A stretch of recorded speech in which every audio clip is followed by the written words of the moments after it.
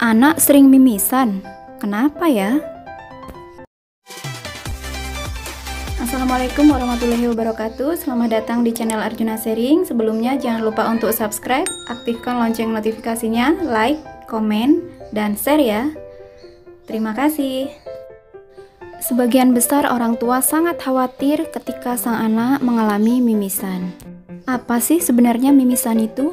Mimisan atau epitaksis adalah kondisi ketika terjadi perdarahan dari dalam hidung. Apa biasanya penyebab mimisan pada anak? Pada dasarnya, 90% mimisan pada anak adalah pecahnya pembuluh darah kecil atau kapiler di dalam hidungnya. Hal ini bisa disebabkan oleh banyak faktor, baik faktor lingkungan atau faktor kesehatan anak. Meski mimisan pada anak terlihat menakutkan, tapi nyatanya ini bukanlah masalah yang serius.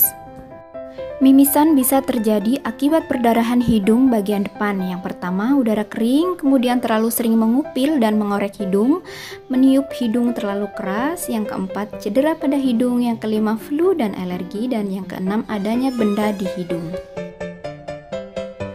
Jangan panik ya ayah bunda, kebanyakan mimisan pada anak hanya berlangsung sebentar dan tidak menunjukkan masalah yang serius. Biasanya mimisan sering terjadi pada anak saat berusia 3-10 tahun dan terjadi mendadak kapan saja, seperti saat dia sedang bermain, beraktivitas atau sekolah, hingga saat beristirahat atau tidur.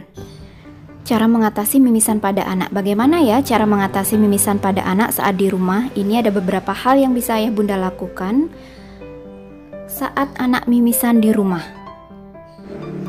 Usahakan ayah bunda jangan panik dan tenangkan pula si anak.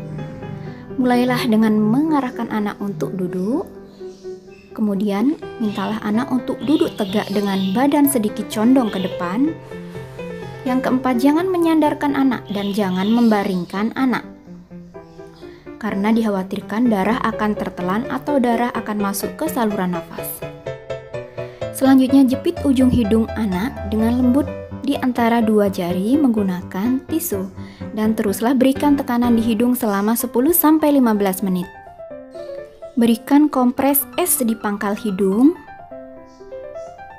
Ini bertujuan untuk menyempitkan pembuluh darah di hidung, sehingga mimisan diharapkan berhenti. Jangan mengisi hidung anak dengan kasa atau tisu ya bunda, karena biasanya bertujuan untuk menghentikan perdarahan, tapi itu tidak benar. Semua ini justru dapat memperburuk perdarahan karena dapat mengganggu pembuluh darah. Mimisan seperti apa yang perlu diwaspadai dan anak harus segera dibawa ke rumah sakit atau dokter? Yang pertama, mimisan tetap berlanjut setelah 20 menit, ujung hidung ditekan.